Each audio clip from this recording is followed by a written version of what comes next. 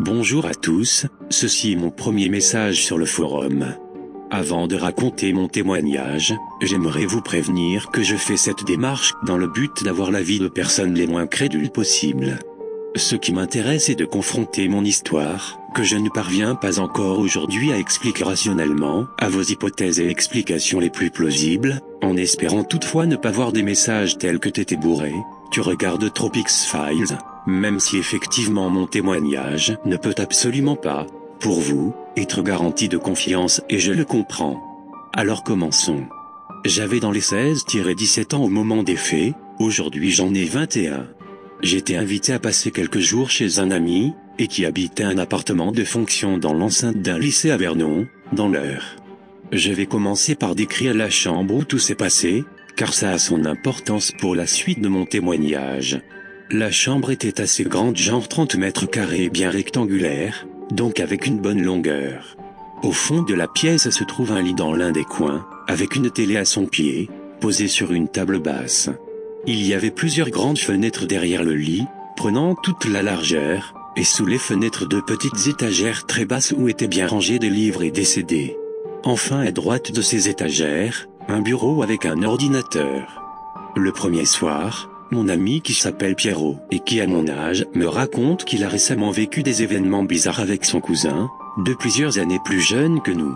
Je ne me souviens plus en détail des anecdotes qu'il a vécues, mais ça le troublait apparemment. Je me souviens juste qu'il s'agissait d'une sorte de poltergeist, qui agissait lorsque lui et son cousin étaient ensemble la nuit, explosion d'ampoules, objets se balançant.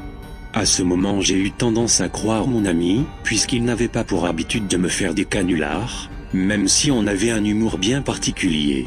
On va dire que j'avais des doutes quant à son cousin, que je connaissais déjà et qui est d'un naturel assez blagueur.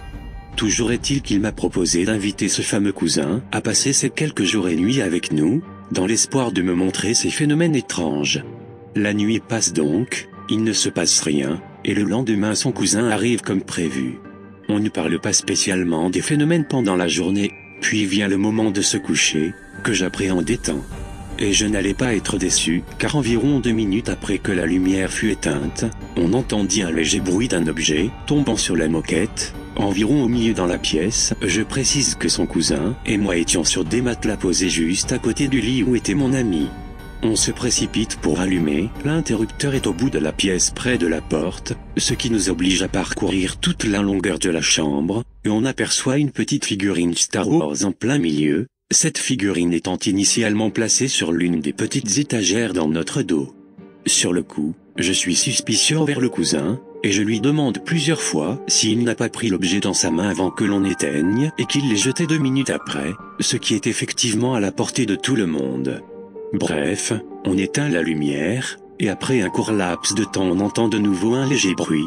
Cette fois encore c'était un objet de petite taille, assez insignifiant puisque je ne m'en souviens plus.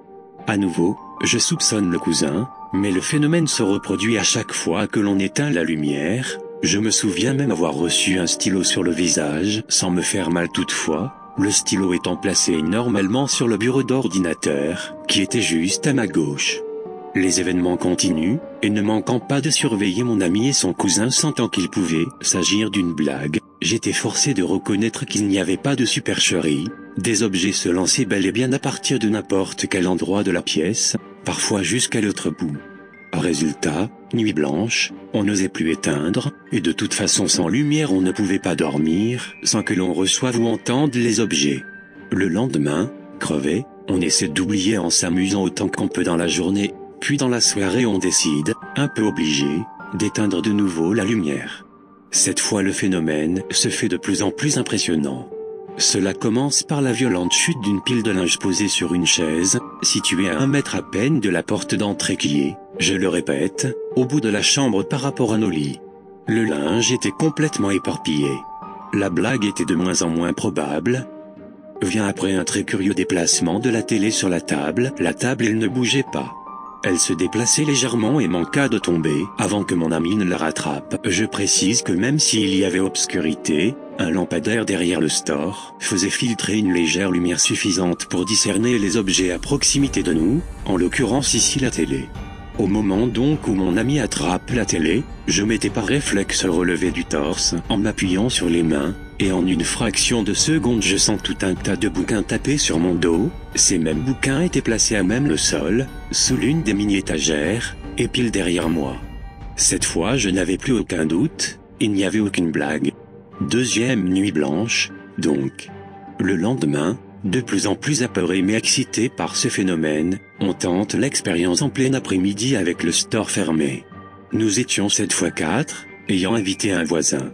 Les lits étaient pareillement placés, excepté un matelas de plus qui était placé sur le côté de la télé. Il y avait moins d'obscurité et on distinguait un peu plus encore les objets de la chambre. Les phénomènes ont repris, d'abord par de simples jets d'objets légers, puis par un nouveau déplacement de la télévision, qui cette fois tombe sur le bras du cousin. À partir de là, il était sûr qu'un probable canular aurait vraiment dépassé les limites. Le soir même, plutôt tendu par ce qui s'est passé dans l'après-midi, on décide de se détendre en regardant un film sur cette même télé, lumière allumée bien sûr. Tout se passe bien, mais au bout d'un quart d'heure, la télé se coupe brutalement. On essaie de rallumer, rien ne se passe, puis on s'aperçoit que la prise de la télé a été débranchée, et cette prise se situait au bas du mur, sous le lit de mon ami. La supercherie était absolument impossible, il aurait fallu tendre le bras pour débrancher cette prise, qui d'ailleurs n'avait pas de défaut, et tenait parfaitement. Sur le moment, on se dit tout de même que la prise a dû avoir un problème, on rebranche et continue de regarder le film. Cette fois, au bout de 5 minutes tout au plus, nouvelle coupure, nouveau débranchement de la prise. On aura répété l'opération au moins 3 fois, pour toujours constater le débranchement. Résultat, il ne nous restait plus qu'à lire des bouquins tout en laissant la lumière allumée bien entendu. Au bout d'une heure, le cousin s'étant endormi, on le voit s'agiter légèrement et marmonner quelques mots. Puis d'un coup, il se lève, toujours les yeux fermés, et dit d'un ton râleur, « Putain, éteignez la lumière !» C'est alors qu'il se dirige vers l'interrupteur pour l'éteindre. Affolé, on s'est précipité pour allumer, tout en l'observant se recoucher tranquillement. C'était visiblement une crise de somnambulisme, donc a priori rien de paranormal là-dedans, mais je tenais à mentionner cet événement, qui n'avait rien de commun, d'autant plus quand on sait que cette personne n'avait pas pour habitude d'être somnambule. À son réveil, il ne se souvenait de rien du tout. Voilà mon témoignage, vous en déduirez ce que vous voulez, merci d'avoir pris le temps de me lire.